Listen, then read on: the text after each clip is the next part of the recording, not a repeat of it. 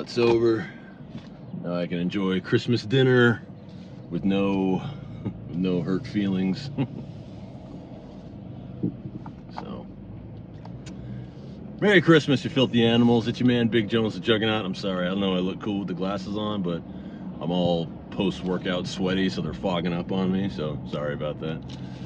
But, yeah, man, it's Christmas morning. It's about 8:30. I just finished my workout and heading home to have a little Christmas morning with the Boneheads. It's gonna be a beautiful Christmas. It's the first Christmas in the new house, and I don't want to give anybody the feels this morning if that's not what you're looking for, so go ahead and click off if you want to. But you know, I realize I haven't really fully addressed my dad's passing.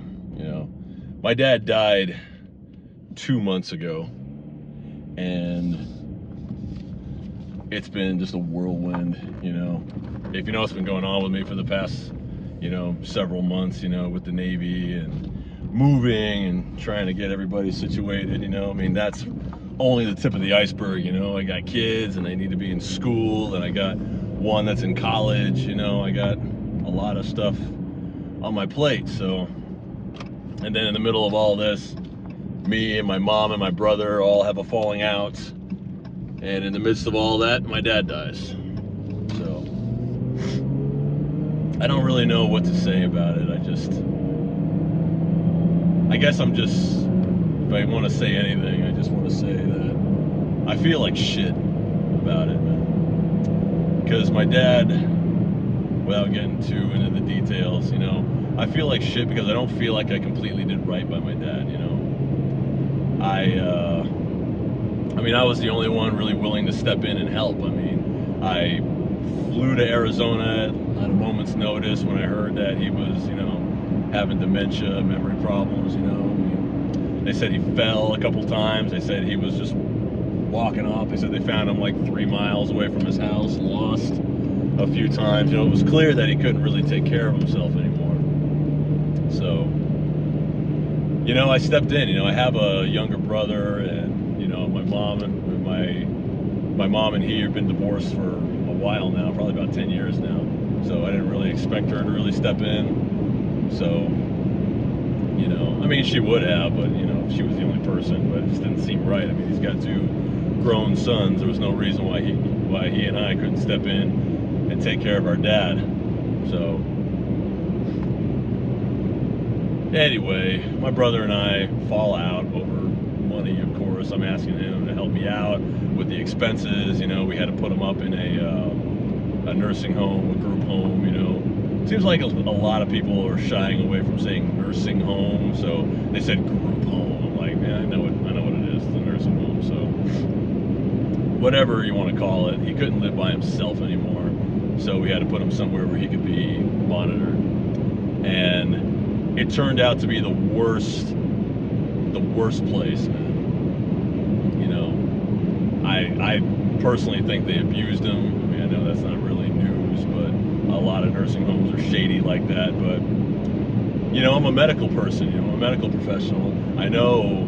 You know, they're telling me, oh, he's egressing, he's running off, he's taking off. Well, no shit, Sherlock. He's got fucking dementia. What do you expect? You know, so they're calling me about it. In the meantime, this place was only supposed to be temporary while we get him, you know, into someplace more stable, you know, someplace where he didn't, you know, he could be a little more comfortable. You know, he's in Arizona all this time, so all this time I'm trying to coordinate all this through text messages and emails and phone calls, and man, these motherfuckers, when they want something from you, man, they call. Like, I was getting like 7 or 8 phone calls a day from hospice care, from insurance people, from, you know, placement services. Oh, we really need to get your dad out of the hospital. Like, well, you know, what do you want me to do? I'm in California, and I'm in the Navy, you know.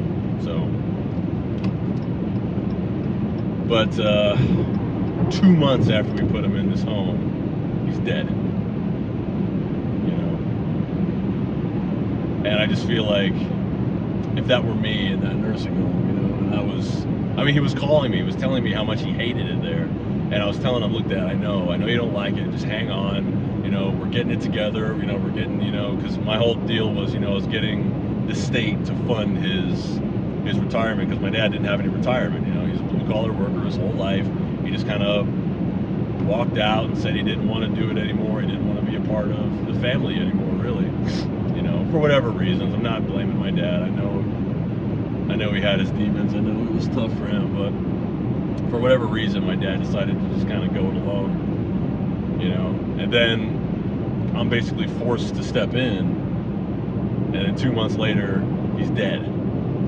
It just, and I haven't gone to pick up his ashes yet, you know. He died back in October, and I was right in the middle of a whole bunch of military stuff, trying to get my stuff organized and get it together, and I just haven't had time. I haven't had time to drive out there and get him, and it just feels disgusting.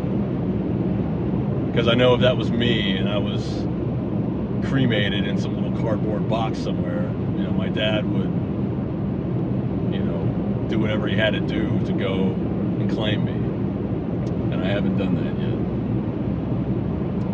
yet. And, you know, this is the first Christmas without my dad. You know, not that we were super close, but I mean, you know, I would still call him, I would still check in on him, you know, make sure if he needed anything, you know, I mean, it just feels wrong.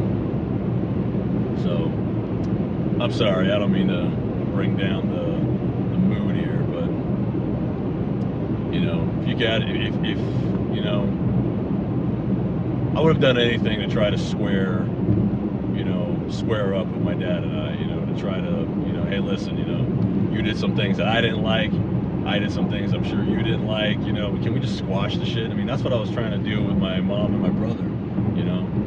Let's just squash it for the sake of the kids, the grandkids, you know. My dad only ever saw his grandchildren twice, you know, one of them only once, you know, and this was like back in 2018.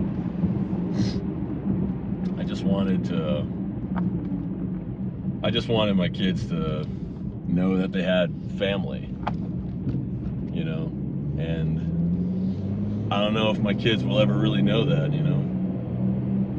My dad was a guy who didn't talk about a lot of things, you know. I know we all got demons and we all got stuff that we probably should be dealing with that we probably aren't dealing with, because, you know, my dad was a workhorse. My dad was like, look, I don't got time to be feeling sorry for myself, to be sitting on my shoulders. I got to get up and make money for the family. So that's what he did. So if I know anything, it's that my dad is, you know, a very, very hard worker. And regardless of how he ended up, he was my dad. So I don't really know what I'm trying to say here. I feel like I should say something, you know. I feel like, you know, I haven't had a service for him. I haven't had you know, anything. I haven't gone to his house and, you know, kind of gotten his personal stuff. You know, that stuff could be in boxes on its way to Mexico by now. I don't know.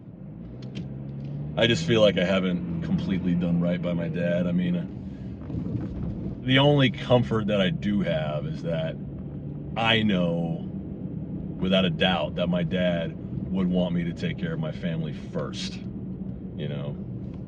Even if he didn't have the greatest, you know, outlook on things, outlook on life, I know that he would have wanted me to take care of my family first. So, Christmas morning, 2022, that's exactly what I'm doing. Pulling up to my house right now. My kids are still in bed. I'm gonna get them up and we're gonna open presents and have cookies and ice cream and cake for breakfast and whatever. And I'm gonna remember my old man and just hope that he's having a Merry Christmas wherever he is. So if you can hug your mom, call your brother, call your dad, you know, and he still remembers who you are, or even if he doesn't remember who you are, pick up the phone, make the phone call. If you guys aren't close, you know, stomach it for one day, you know. If he pissed you off when you were 18 because he wouldn't buy you a pony or let you get a tattoo, you know, fucking deal with it, man. So, Merry Christmas to all you guys out there. Like, share, and subscribe to BJBL Unleashed on YouTube. Follow me on Instagram while you're at it, and I'll see you guys next time for more Unleashed.